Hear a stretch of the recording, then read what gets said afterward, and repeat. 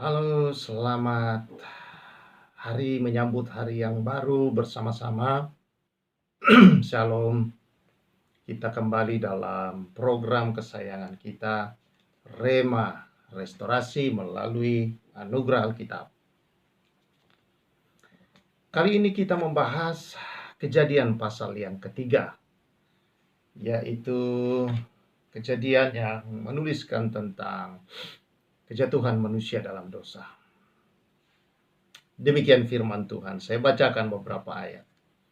Adapun ular ialah yang paling cerdik dari segala binatang di darat yang dijadikan oleh Tuhan Allah.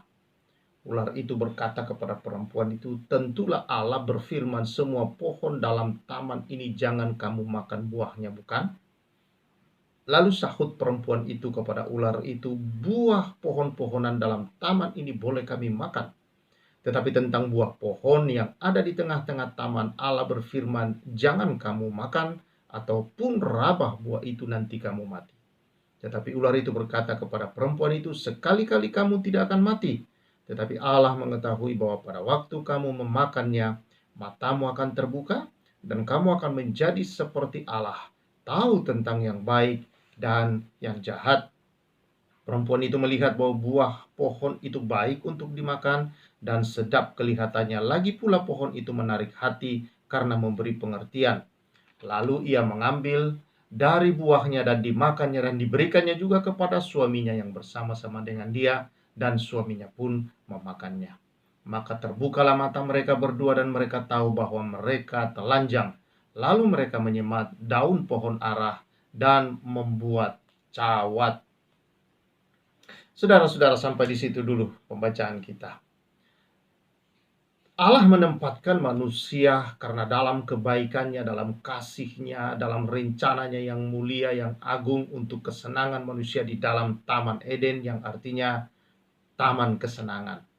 Tetapi saudara-saudara yang saya kasihi, Tuhan juga bukan berarti bahwa ketika menempatkan manusia di sana adalah sebagai robot. Tidak. Tuhan menaruh sebuah pohon juga di dalam untuk membuat manusia, saudara-saudara, belajar senantiasa bergantung, taat, dan juga hidup dalam perlindungan Allah. Itu sebabnya ada pohon di tengah-tengah taman yang tidak boleh mereka makan. Yang lainnya boleh, saudara-saudara. Nah, tetapi kemudian saudara-saudara, datanglah ular. Ya. Karena kebaikan hati Allah lah semua ini, saudara. Allah memberi kebebasan di dalam diri manusia untuk memilih dalam hidup ini juga, untuk menyatakan kepada manusia bahwa dia diberikan kebebasan juga oleh Tuhan sebagai bukti Tuhan baik terhadap manusia, saudara. Tetapi ada konsekuensi di sana kalau mereka memakan dari pohon itu. Nah, saudara yang saya kasihi di dalam Tuhan Yesus Kristus, datanglah si ular, saudara-saudara. Di sini kita melihat bahwa apa yang ditawarkan oleh ular adalah membuat manusia, saudara-saudara, meragukan kebaikan Allah. Dia berkata kepada manusia dalam ayat yang keempat, ketika perempuan itu berkata bahwa semua pohon boleh mereka makan buahnya dalam taman ini kecuali pohon yang ada di tengah taman itu. Tapi apa kata ular? Kamu tidak akan mati. Ya. Tetapi Allah tahu bahwa kamu, waktu kamu makan, matamu akan terbuka dan kamu akan jadi seperti Allah. Saudara-saudara yang saya kasihi dalam Tuhan Yesus, dia membuat Hawa, saudara-saudara, menjadi ragu akan kebaikan Allah. Seolah-olah iblis berkata kepadanya, Allah bohong terhadap engkau. Allah tidak sebaik yang kau pikirkan. Dia tidak ingin betul-betul kau diciptakan dalam rupa dia. Jadi sebenarnya kamu tidak akan mati, tapi kamu menjadi betul-betul seperti yang diinginkan Allah. Kamu diciptakan dalam gambar dan rupanya. Seolah-olah selama ini bahwa Tuhan tidak baik betul-betul. Dia tidak menciptakan manusia benar-benar dalam gambar dan rupa Allah itu sendiri. Dan iblis berkata, Tuhan bohong sama kamu. Dasar dia adalah pembohong, iblis itu. Dan karena dia sumber atau bapa dari pembohong, bapa itu artinya sumber, saudara-saudara, betul-betul dia menggunakan kebohongannya dia untuk membuat seolah-olah bukan dia yang bohong, tapi Allah lah yang berbohong, saudara-saudara. Nah, inilah trik iblis dari waktu ke waktu. Iblis selalu membuat orang ragu, saudara-saudara, akan kebaikan Allah. Dan apa yang ditawarkan oleh iblis kepada Hawa, hal yang sama dilakukan iblis kepada Yesus ketika dia menggoda Yesus, saudara-saudara, di padang gurun. Dia berkata, kalau engkau betul-betul anak Allah. Dia mau membuat Yesus ragu bahwa dia adalah anak Allah. Nah, ini yang selalu dilakukan oleh iblis, saudara. Dia membuat kita manusia itu ragu bahwa Tuhan itu betul-betul 100% baik. Dia mengurangi kebaikan Allah itu, saudara-saudara, dalam kebohongannya. Dia membuat kita ragu akan setiap diri atau pribadi, kebaikan, kasih Allah di dalam kehidupan ini. Dan itu yang dilakukan oleh iblis, saudara-saudara. Dan benarkah Allah itu, saudara-saudara, tidak betul-betul baik? Benarkah Allah ini, saudara-saudara, tidak sebaik yang dipikirkan? Ternyata, saudara-saudara, ketika mereka memakan buah itu, apa yang terjadi? Nyatanya, saudara, mereka menjadi sadar bahwa mereka telanjang. Mereka ketakutan. Mereka malu satu dengan yang lain, yang sebelumnya mereka tidak mengetahui tentang hal itu. Mereka merasakan rasa yang bersalah, sehingga mereka mulai, saudara-saudara, bersembunyi dari hadapan Allah. Mereka mengambil daun pohon ara lalu menutupi tubuh mereka. Mereka mulai berusaha, saudara-saudara, untuk bisa menutupi kesalahan-kesalahan diri mereka. Mereka mulai, saudara-saudara, bersembunyi dari hadapan Tuhan karena takut. Yang sebelumnya tidak pernah terjadi, saudara-saudara. Mereka punya hubungan yang begitu baik dengan Allah.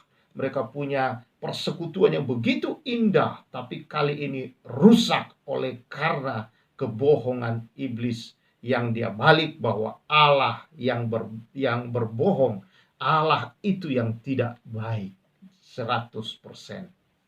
Jadi saudara-saudara yang saya kasihi di dalam Tuhan Yesus Kristus, itulah yang dilakukan iblis hingga saat ini, saudara-saudara, terhadap orang-orang yang ada di bumi ini, bahkan terhadap orang-orang Kristen sendiri, orang-orang yang percaya kepada Yesus Kristus, saudara-saudara.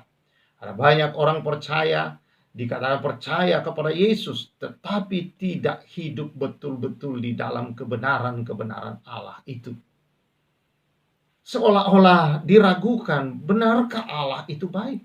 Benarkah seperti yang dia firmankan itu seperti itu? Kok tidak terjadi begini? Kok tidak begini? Kok tidak? Ya, semuanya menjadi sebuah pertanyaan-pertanyaan. Dan inilah cara iblis untuk menipu, mematikan iman, saudara-saudara.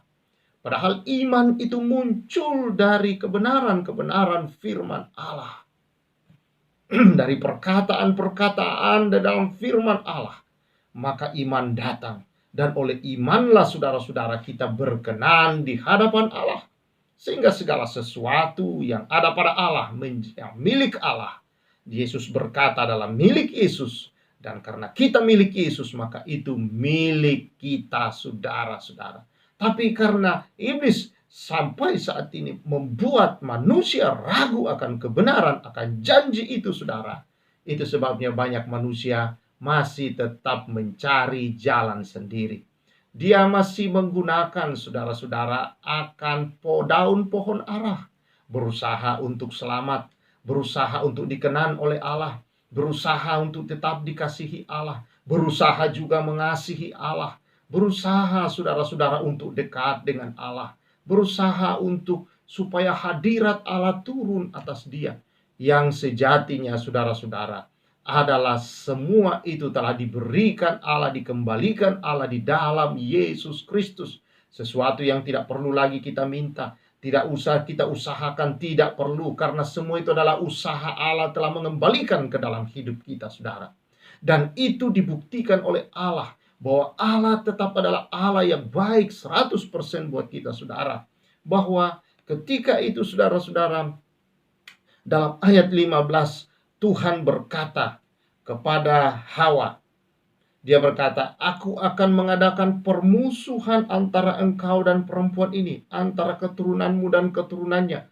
Keturunannya akan meremukkan kepalamu dan engkau akan meremukkan tumitnya. Tuhan berkata kepada ular demikian, saudara-saudara. Jadi Tuhan membuat perjanjian kepada manusia, saudara-saudara, dan kepada iblis, bahwa iblis akan dimusnahkan. Iblis akan dihancurkan, diremukkan kepalanya, saudara. Dan keselamatan akan datang kepada manusia. Dan dimulai oleh Allah sendiri, saudara-saudara, di dalam ayat yang ke-21. Dan Tuhan Allah membuat pakaian dari kulit binatang untuk manusia dan untuk istrinya itu, lalu mengenakannya kepada mereka. Jadi saudara-saudara yang saya kasihi, kita lihat di sini, bukan usaha manusia untuk menghampiri Allah. Ketika manusia jatuh di dalam dosa, saudara-saudara, dalam tipuan iblis yang meragukan akan kasih dan kebaikan Allah, saudara-saudara, dalam hidup mereka. Mereka jauh dari Tuhan, mereka bersembunyi, mereka berusaha menyelamatkan, melindungi, menutupi dosa-dosa mereka, saudara-saudara. Tetapi Allah datang menghampiri mereka. Dalam ayat 9 Tuhan berkata, datang saudara-saudara kepada Adam dan Hawa. Dan Tuhan memanggil manusia itu dan berfirman, di manakah engkau? Tuhanlah yang mencari manusia. Tuhanlah yang berinisiatif, saudara, menghampiri manusia. Itu semua adalah inisiatif Allah.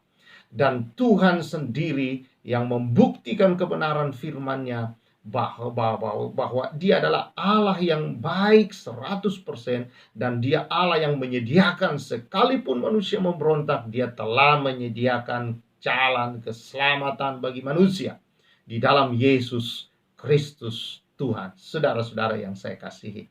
Dan itu hanya bisa dicapai bukan dengan usaha manusia, tetapi melalui korban Kristus yang digambarkan, dilambangkan dengan adanya pakaian dari kulit binatang.